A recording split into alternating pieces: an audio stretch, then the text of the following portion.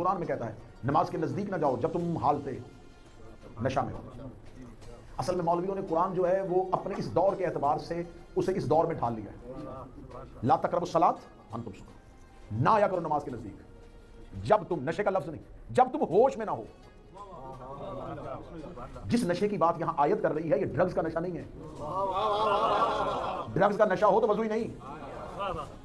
خدا کو تو یہ کہنا چاہیے تیری شرط ہی پوری نہیں ہے، تیری تو پہلی شرط ہی پوری نہیں ہے۔ یہاں خدا نے کہا نہ آنا نماز کے نزدیک جب تمہیں ہوش نہ ہو۔ نماز کا کوئی فائدہ نہیں ہے تیری بے ہوشی میں، ہوش کا تعلق عقل سے ہے۔ اہم نقطہ رکتے رکتے گفتگو میں آ گیا تو میں یہی پہ آپ کے حوالے کرتا ہوں۔ ہوش کا تعلق عقل کے ساتھ۔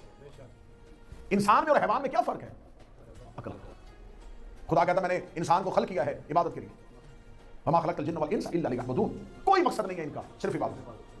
خدا کہتا ہے کہ میں نے انسان صرف عبادت کے لیے، وما، کوئی اور کام نہیں، کچھ بھی نہیں کر سکتے، کچھ بھی نہیں کر سکتے۔ کلمہ حسر ہے، خدا نے باؤنڈری لگا دی ہے، بارڈر لگا دیا آیت میں، کچھ نہیں کر سکتے، صرف میری عبادت کرو۔ اس کا مطلب ہے تخلیق انسان مقصد عبادت ہے۔ اگر خدا نے ہمیں بنایا عبادت ہی کے لیے ہے، پھر عبادت کے اوقات مقرر کیوں کیے؟ بنایا ہمیں عبادت کے لیے ہے، اور یہاں کسی بھی عربی زبان سمجھنے والے سے کہو وما آ رہا ہے، وما کلمہ حسر ہے، کچھ بھی نہیں ہو سکتا۔ تمہاری تخلیق اور کسی کام کے لیے نہیں ہے، تمہاری تخلیق صرف عبادت کے لیے۔ بنایا ہمیں صرف عبادت کے لیے، اور نماز کے ٹائم 5 رکھنی، یہ 5 نمازیں ہیں، یہی پڑھنی ہے۔ تو فجر سے لے کے ظہرین تک اگر ہم عبادت نہیں کر رہے جس کا مطلب ہم اپنے مقصد سے نکل گئے۔